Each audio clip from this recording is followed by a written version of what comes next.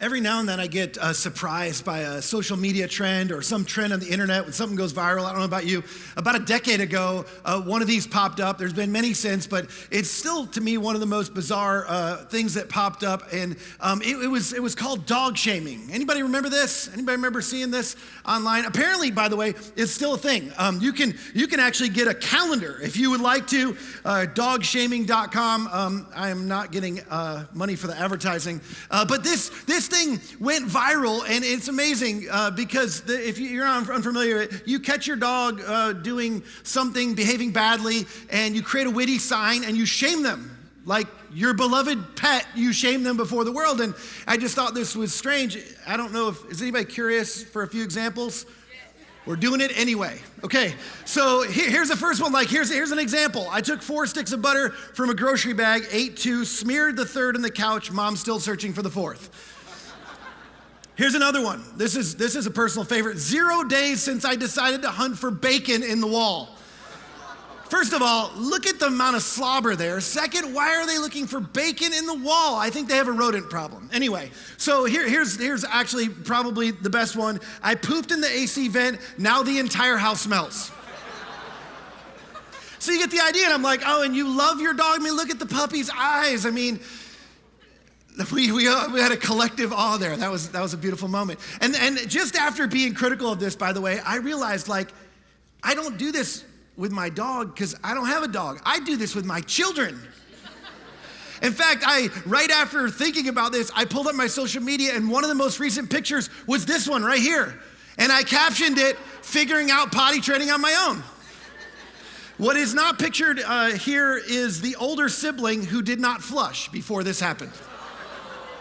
True story. Here's the thing. We have a cultural fascination I want to talk about today. And the cultural fascination that we have a cultural fascination with the gotcha moment. We love this. And I don't know why this is. I'm not smart enough. I will talk to someday about this with my therapist, but I have not yet. But we love this.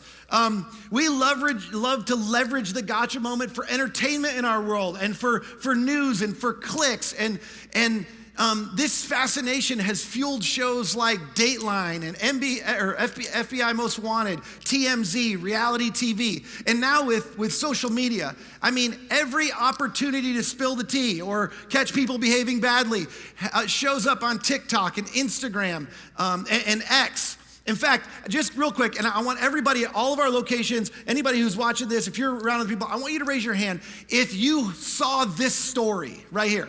How many of you saw this story? Show of hands. Yeah, in the room I'm in, most everybody in the room. This is Scottie Scheffler, the world's #1 golfer by a long shot. And in the middle of the PGA Championship, one morning he turned a direction that he thought an officer was telling him to go, and he got arrested.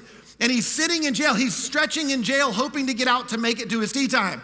And I watched online as people, Scottie is a professed Christian. He's a follower of Jesus. And I watched as people come up with all sorts of crazy things about him and claiming things about him and questioning the sincerity of his faith.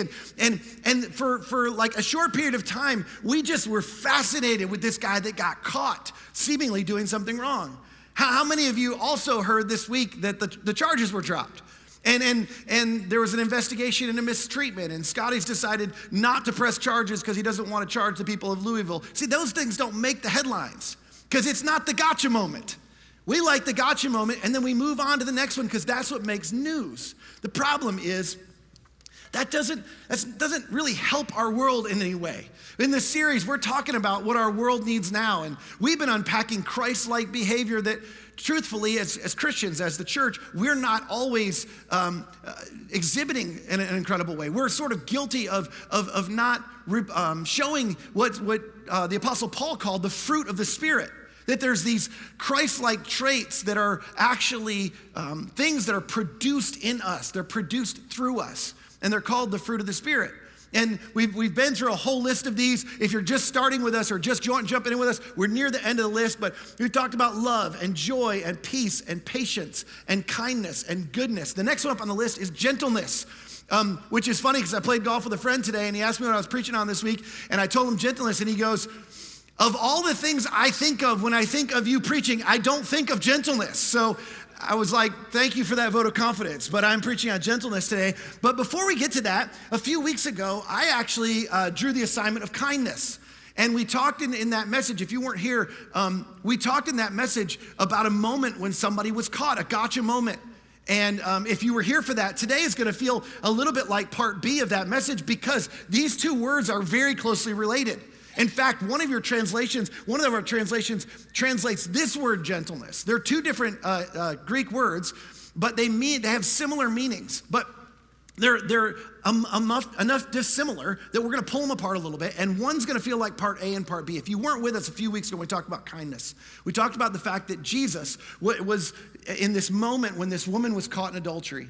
He was the perfect display of the fullness of grace towards her and the fullness of truth towards her. And in that moment showed his loving kindness. And it was challenging to us about what we do when we catch people. The question is, what happens after that? So what happened next? That story kind of ended there, and what we're going to look at today, the Apostle Paul talks about what we do then. There's a gentleness that comes behind this kindness. And what's interesting about this word gentleness is of all the words in the list, of all the words Paul could have come back to, just a few sentences later. So this list appears in our Bible in what's called Galatians chapter 5. It's at the end of Galatians chapter 5. Well, the beginning of Galatians chapter 6, Paul circles back to one of these fruit, and it's the one called gentleness. And he starts this way. Galatians chapter 6, verse 1, he says, brothers and sisters, if someone's caught in a sin, you who live by the Spirit. So he starts out and he says, look, brothers and sisters, if you call yourself a follower of Jesus, he's essentially saying, look, if you're a Jesus follower or you're a Christian, when someone's caught, which this is his way of talking about the gotcha moment. If somebody's caught, you have a role. There's something, if you're a Jesus follower, when somebody's caught, you have something to do. You have a job to do. And I imagine there's some of the religious types, the real, keep the law tight types that are sort of wringing their hands at this point, and they're really leaning in. And they're sort of thinking, okay, Paul, great, you're going to tell us now what we get to do with all those people who are secretly doing the things we wish we could be doing. Tell us, what do we get to do to those people? And it's not the type of spirit that Paul's going to describe, he's going to talk about. But some of you have experienced this. In fact, some of you have experienced this close up in your lives. Maybe it was somebody close to you, and maybe it was even in the church that you experienced this. It wasn't necessarily that someone got caught. That happens all the time. People get caught messing up or doing things. It was how they got caught. And these experiences, whether you're a church person or not, and if you're here for the first time or you're new or you're just coming back to church, this might be one of the reasons that you left church, is you saw how somebody was treated in a place that you thought would be kind and gracious towards them. But how they were caught profoundly shaped the way you viewed the church and the way you viewed Christians. And the truth is, that does that for all of us. And someone messed up, and maybe it was you. And it's usually something that was done in private. And they're trying to keep it a secret because they're afraid of what other people will think, but they get away with it. And maybe over a period of time, and maybe that grows into a habit or some type of an addiction, or that inappropriate conversation turns into an affair or an unethical business practice. It could be a double life, but it had to be kept in secret. And the problem, though, is that eventually that behavior begins to have an implication and a broader impact around them. People don't know exactly what's going on, but they know something's going on. And you've been a part of this. You've seen this. You've experienced this. And what began as somebody messed up, or maybe you messed up, was now turning into a big mess. And then it happened. They were caught, or you were caught. Someone was caught by somebody religious, or somebody who was in authority, or somebody who was in charge. And this happens in the workplace. It happens in religious settings. It happens in social settings. It happens in families. But somebody was caught. And usually a religious person inserts themselves. And one of the things I think all the time when somebody steps into something that's not really their business, I think, why do they care anyway? And the thing is they don't care in the way we wish they would have cared, do they? But they cared, and somehow they inserted themselves, and when they showed up, they made you feel worse, not better. In fact, in some cases, they did more damage than they did good. And I'll just say this, if that's your story or that's you, I'm so glad that you're here. I'm so glad that you're listening, because that's not the way it's supposed to be. And sometimes we forget our place. We forget how we're supposed to treat people. And in some cases, in those circumstances, maybe it was you, maybe you were asked to leave, or maybe they just made you want to leave. But you watch this happen, or it happened to somebody you love, and for you, you saw somebody representing God mow somebody down, a family member, a friend, a parent, and you just thought, you know what, I don't want any part of this. And the only thing that for you, the reason this didn't happen to you is because you just didn't get caught. And the truth is for some of us, you're so glad you didn't get caught. But here's the thing I want to talk about today. Isn't it true most of the time, we wish someone would have just been there to help us with the mess when it was manageable, when we just messed up or we just got into it. We thought, who am I going to tell? Who am I going to talk to? Where is there a soft landing for me? But then it became a much bigger deal. It became overwhelming and it became devastating. And that's because we didn't have a soft place to land. And this is what the Apostle Paul's talking about. And given our experiences, it's not what he's about to instruct us to do, but given our experiences, we would think his instructions were that the people who live by the Spirit, or you Christians, you brothers and sisters, you should expose people publicly, or you should rebuke people quickly, harshly. You should condemn those people harshly. But most of you know that that's not what the Apostle Paul says. Rather, he says those who are led by the Spirit, these are two important words. You should restore that person gently. When somebody's caught in a sin, when they're exposed, those of you, if you're going to be led by the Spirit, you should restore those people gently. Now, I imagine the people, the Pharisee types, the law types, they're thrilled with the catch. They love the thrill of the catch. They weren't thrilled with this response. But this is our word, this word gently.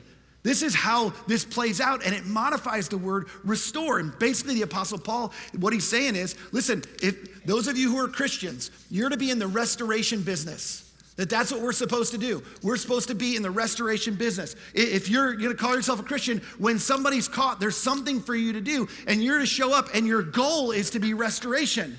Several years ago, my wife and I, we were looking to build a new house, and we didn't end up building the house. We didn't have buying a piece of property. We were thinking about it, but we went and looked. We were driving around. We looked at a bunch of different pieces of property, and we found a piece of property, and there was an old condemned house on the piece of property that looked something like this. And as we drove up this little kind of overgrown grass, some rock and some asphalt, we were driving up towards the side of the house. My wife said, "I think this place has potential." And I was like, "Are you kidding me?" I was like, "If we bought this property, it's amazing. If we bought this piece of property, the first thing we would do would bulldoze this house." And she's like, "What?" I was like, "Yes, we bulldoze this house." Now, this is the difference between me and my wife. And there's a powerful difference here. This house was condemned. And there's a big difference between condemning and restoring. There's a huge difference. And the difference is powerful. When you think about things that are condemned, let's just go with the house illustration for a second. When you think about things that are when you're going to condemn a house, or you're going to condemn it and you're going to destroy it, the reality is this is easy. It's a simple thing to do. It's not difficult. And not only that, you just make a simple judgment. This is not worthy of being fixed. It's not worthy of restoring, and it's destructive. If you just think about it, when you condemn something, it's easy. It's a simple judgment, and it's destructive. It considers something, or in our cases for our discussion today, someone, as worthless, or at least unworthy of the time or the effort or the complication. I mean, do you know how challenging, how difficult this would be to fix or to restore it? But that's not how people think who are in the restoration business. Some of you have restored homes. Some of you restore furniture. Some of you restore vehicles. And for some of you, it's a hobby. For some of you, it's a passion. For some of you, it's a business. But people who are in the restoration business, they don't think this way. They look beyond current reality. They see what could be. When they see that, what they see is this. They see something dramatically different. And to be clear, this is not simple. This going from the condemned house to this is challenging work. And And it's no different when it comes to people. This is challenging. It's not simple. It's very complicated. And because of the challenge, there's lots of roadblocks. It takes commitment. You have to be committed to this process. But rather than being destructive, it's constructive. And I think this information, this distinction by Paul, this is instructive to us. And it sort of acknowledges, like, look, this is a messy process. Restoration can be a messy process. It takes a lot of time and a lot of energy, but it sees the potential. Think about this. This is what you would want for you, right? It sees the potential. It sees the value. It sees the worth. It sees what could be, not just in things, but in people. And it's easy once people are caught. The easiest path is just to slap a mental sticker. And this is what our world does. This is what our culture does. We slap the sticker on that says canceled. We slap the sticker on it that says condemned. And we just walk away. We just move on. We formulate an opinion. It's not difficult. It's easy. It's a simple judgment. And the things that are said, the things that are done, they're destructive. But that's not what we need when we're stumbling and falling. That's not what we need when we're in a mess. And that's not what our world needs. The effort to engage in the restoration process, while it's far more challenging, Paul says that's what people do when they're led by the Spirit. That's what the Spirit produces if you're led by the Spirit. So the question is, how are we led by the Spirit? Because that's not something we produce, but it's something we're led to do. Some of you may have read the book. There's a book by Stephen Covey called The 7 Habits of Highly Effective People. It's an old book. It's been around for quite a while. And in this book, he talks about 7 habits that make people successful, or habits that make people effective in life. And one of the habits he talks about is beginning with the end in mind. Now, if you're a leader, I recommend the book. I've read it many years ago. I haven't read it recently, but I did reread this chapter. And the whole idea of this chapter is getting a clear picture of your end goal. Like, it's what's the target? What's the target for what you're trying to accomplish? And when you get crystal clear on the target, you move towards what you're focused on. You know this. When you learn to drive, you don't look at the lines on the side of the road. You look down the middle of the road and you try to figure out, where am I trying to go to? And what's the target? What's the target of what I'm aiming at? And when you figure out the target of what you're aiming at, you can be headed towards, and you can accomplish what your goal is. And this is the idea. This is the idea of what the Apostle Paul's talking about. If the end goal, if what we're shooting for is, and we have a choice. You have a choice between this and this. And if the end goal is restoration, it changes the way you go about relating. It changes the way you go about catching people. As a matter of fact, this is not just a game changer, it's a word changer. I want to go back to our verse for a second. It says in the beginning, if someone is caught, I want to come back to this word caught, because this is the gotcha word. If somebody's caught, when you catch somebody, this is such a unique word. There's different ways to catch people. The word has different meanings. It's like the word bill, which is awesome if you got a bunch of them with dead presidents on them. Those bills are amazing. If it's your water invoice or your power invoice in the summer, it's depressing. So there's 2 different ways, and there's 2 different ways to be caught. I think this is fascinating, and we don't think about it this way, but you can be caught in more than one way. And you can be caught in a net, and if you've ever seen any of the wildlife shows, you know that, like when people get out in the bush and they get out in these remote places, they use old and unconventional ways of trapping animals and catching animals, and you see this a lot. When you watch these National Geographic shows. But this is one way to get caught. You can get caught in a net. And there's a difference between being caught in a net. That's one way to be caught. But you can also be caught by a net. And it looks very different. And the experience is very different. When you're caught in a net, you're ensnared, you're entangled, you're in danger. But when you're caught by a net, there's safety. There's sort of that soft landing we talked about a minute ago. It's like, no, this is what I'd really like to experience. When I'm falling, when I'm stumbling and falling, the last thing I need is somebody to catch me in a net and drag me out in front of a bunch of people. Like, what I need is, I need a soft landing. I need to be caught in a net. There's 2 different ways to be caught. And caught in a net implies danger.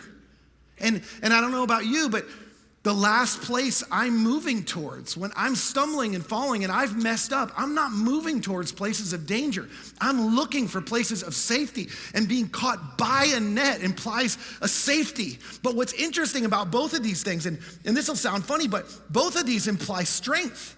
Like there's a strength to this position, to the person who's catching, whether they're catching in a net or they're catching by a net. There's a strength in that position that requires trust.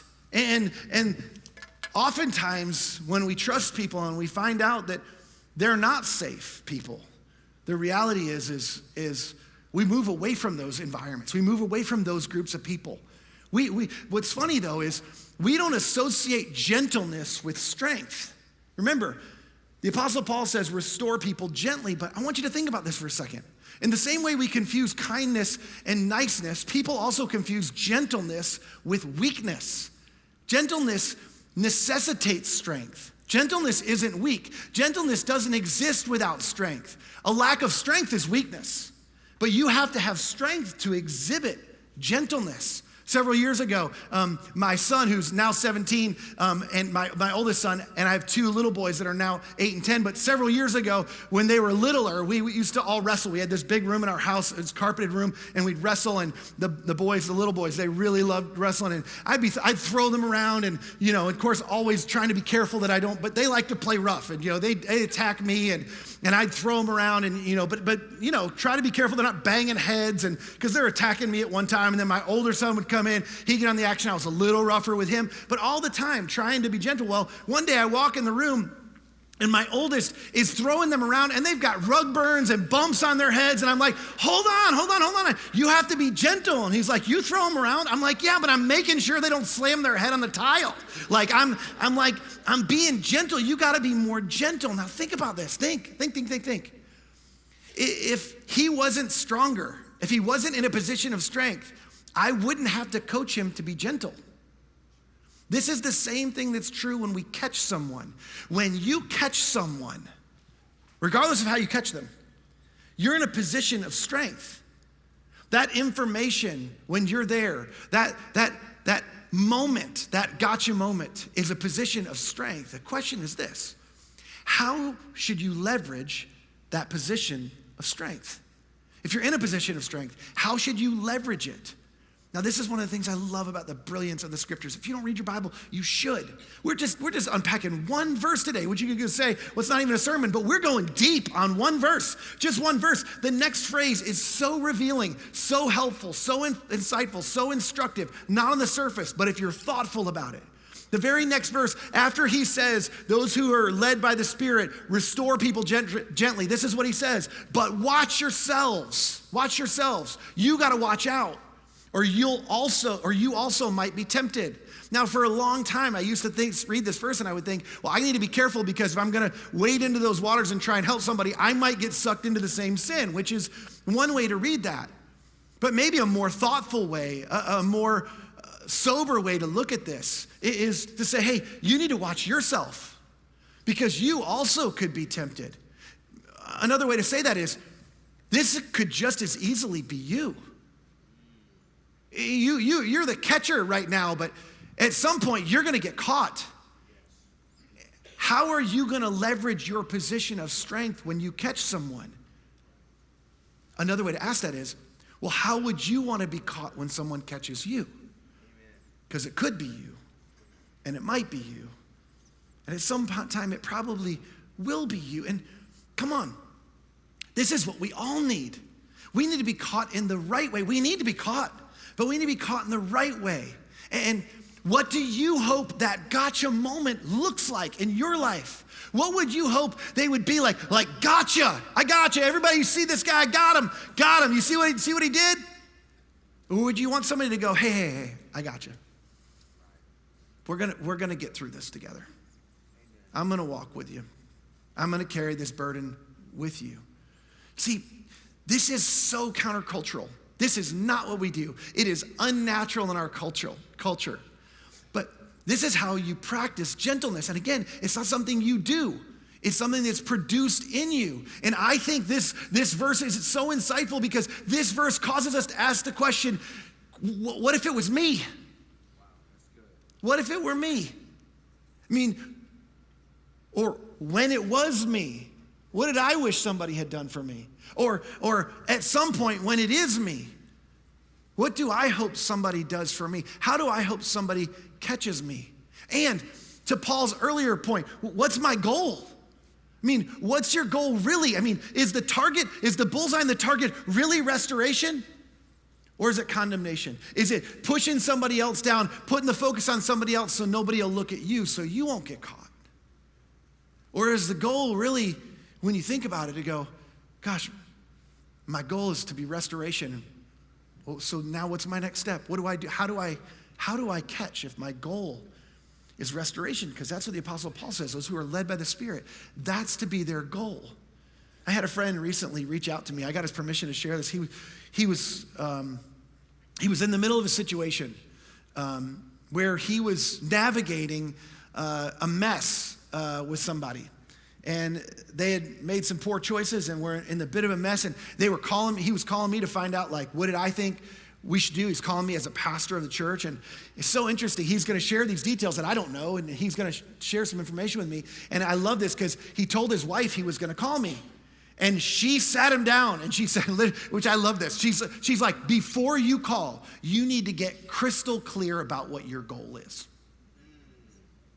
Think about that. When you're going to take a step, when somebody's caught or you find out some information, whatever you do, you should begin with the end in mind. Get crystal clear about what your goal is, because if your goal is restoration, it doesn't involve gossip. If your goal is restoration, it doesn't involve condemnation. If your goal is restoration, it doesn't simply make a judgment and say destructive things to somebody. It takes a very different tone and a very different posture. You see, this first question, what if it was me? It produces a humility inside of us that says, hey, I'm no different. I didn't do this, and we think we're not capable, but it cultivates some humility. And the second question, what is my goal? It brings clarity. And these two questions change everything about how we catch. Together, these two things, they produce gentleness if restoration's the goal. If restoration is truly the goal, then how we catch completely changes. I mean, if restoration's the goal, and that's really the target of what we want, the reality is that will determine how we leverage our position of strength. If this is our goal, knowingly or unknowingly, that is how we will leverage our position of strength. So here's my question. What does our world need? Does it need people pointing out their faults? Does it need people highlighting people that are messing up and maybe messing their lives up? I mean, what do you want to be known for? What do you hope we're known for? What if the reputation of Christians, the reputation of your circle of friends, the reputation of the church wasn't catching people messing up, but rather catching people when they stumble and fall? What if this was our posture? What if the church was the safest place to land when you stumble and fall? Think about how different people would feel when they fell here, when they landed here, when you landed here, when those who are far from God that you're praying for, that you care about, that you hope one day will land here. How do you hope they're caught? See, this matters. Let me ask you, when you think about the church, when you think about Christians, do you think condemnation or restoration? I mean, we have a bit of a PR problem, but the reality is we have control of it. We can decide to change the reputation. When you think about your life and your interactions with people, I mean, is it more characterized by condemnation or restoration? When you think about your small group, when you think about your volunteer teams that you're a part of, when you think about your close friends, when you think about your family, when you think about the type of culture you're trying to create in your workplace, in your business, those of you who are leaders, in the classroom, for those of you who are teachers, in your home, for those of you who are parents, would the people who look to you that you're an authority over, when you catch them, do they think condemnation or restoration? When you think of North Point Community Church, when you think of Brownsbridge Church, when you think of Woodstock City Church, when you think of East Cobb Church, of Gwinnett Church, Decatur City Church, Buckhead Church, Southside Church, Athens Church, and I could go on. When you think of your church, do you think condemnation or restoration? Because you're the church. It's not me. It's not the guy standing up here. I mean, I'm part of it. I'm just like you, though. And when your friends who don't do church, when they think of your church, do they think condemnation or restoration? Don't miss this. This is so, so important. What if we all caught others the way we wanted to be caught? If we just did that.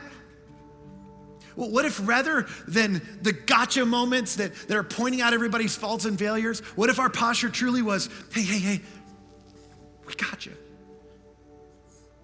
This is a safe place to stumble and fall. Think about this. If we became known as a place where people are safely and gently caught, we'll have more opportunities to catch. It's true. Future opportunities to care for, love on, and lift up people who are stumbling and falling are at stake every time you catch, every time I catch, every time we catch somebody. How we catch them determines whether we'll have future opportunities to catch people. And one day it might be somebody you love, or that somebody someday might just be you. God, I pray today that you just start with us. I just pray we'd walk out of whatever building people are in, or if they're listening in their car or wherever they are. I pray that they walk out of whatever place they're in today completely transformed and changed and decided in their heart and in their mind they're going to catch the way they want to be caught. Help our churches, our network, our group of churches to begin to change the way people think about church and think about Christians. One, because we want to be caught well within this body, within this group, within this family. And I just pray one by one interaction after the next, as each one of us catches, that you'd use these two questions. What if it was me? And what's my goal really? Is it really restoration? And is what I'm about to do or what I'm about to say really lead towards restoration? May it transform the way we catch people and transform the way people see your church. That this would be the safest place to stumble and to fall. Whether you're already inside the church and inside the faith, or if you're outside, I just pray that we would be what our world needs now, just one interaction at a time, catching one person at a time, safely and gently, and leading them towards restoration. And I pray it in Jesus' name. Amen.